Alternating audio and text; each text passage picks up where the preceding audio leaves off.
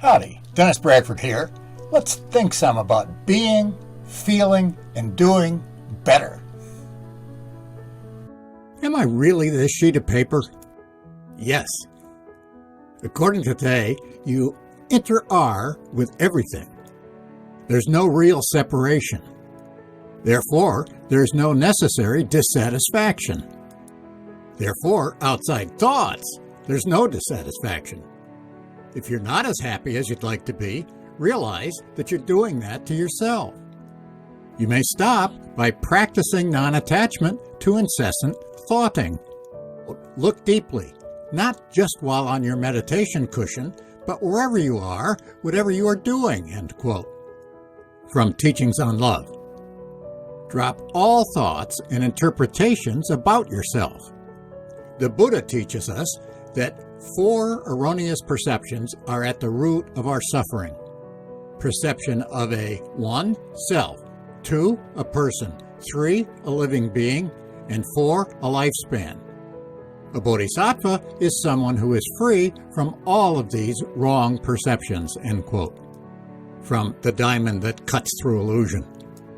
Detach from your thoughts that you are a self, or a person, or even a living being. Detach from the thought that you have a lifespan. Quote, according to the Prajnaparamita, life and death are one. We are born and die during every second of our life, end quote. Instead of thinking of yourself as a continuant, think of each breath as a lifetime. Drop the thought that there is any such thing as a long time.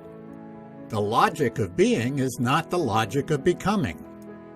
Being is beyond thought, beyond conceptualizing. It is, quote, true emptiness. True emptiness is true being, end quote. Detach from the notion of emptiness, too. Quote, the notion of emptiness, sunyata, in the teaching of Prajnaparamita, aims at helping us be free from the concept of emptiness, end quote. Since, quote, the principle of identity is the basis of the concept of self, end quote, it's important to go beyond the ordinary logic of identity. How? By meditation, of course. Quote, before practicing meditation, we see that mountains are mountains. When we start to practice, we see that mountains are no longer mountains. After practicing for a while, we see that mountains are again mountains. Now, the mountains are very free, end quote.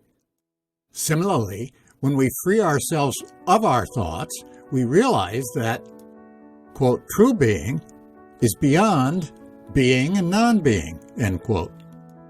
So, by meditating sufficiently, we free ourselves from slavery to thoughts. People normally cut reality into compartments, and so are unable to see the interdependence of all phenomena. To see one is all and all in one is to break through the great barrier which narrows one's perception of reality, a barrier which Buddhism calls the attachment to the false view of self. Attachment to the false view of self means belief in the presence of unchanging entities which exist on their own. To break through this false view is to be liberated from every sort of fear, pain, and anxiety, end quote. From The Miracle of Mindfulness. The word Buddhism comes from the Sanskrit verb budh, to wake up. Buddhism is, therefore, a doctrine of awakening. This understanding can only be acquired by the practice of the way, end quote. From Zen Keys. The notion of not-self is an antidote. Drastic methods are frequently used in Buddhism to uproot habits and prejudices, including rejection of the principle of identity. All is impermanent. Impermanence is another name for not-self.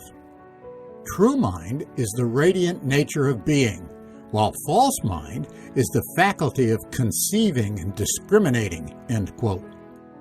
As with Master Dogen, the concepts of practice and enlightenment are unified.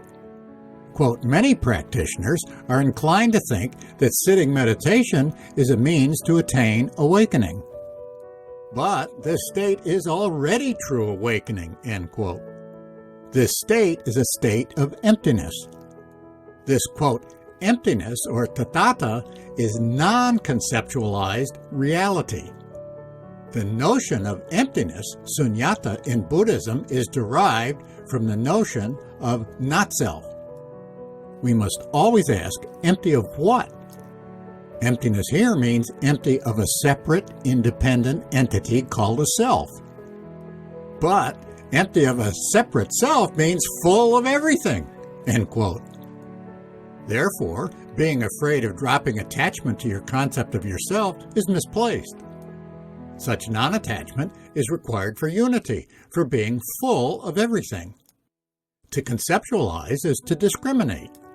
Discrimination between subject and object, a dualistic tendency, is the cause of all error concerning both knowledge and practice, end quote.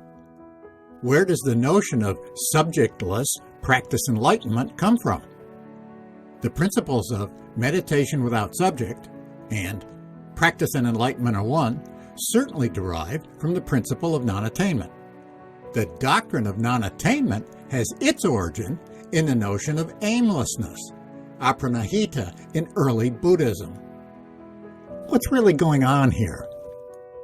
Zen manipulates words and concepts in order to reveal the reality that transcends words and concepts.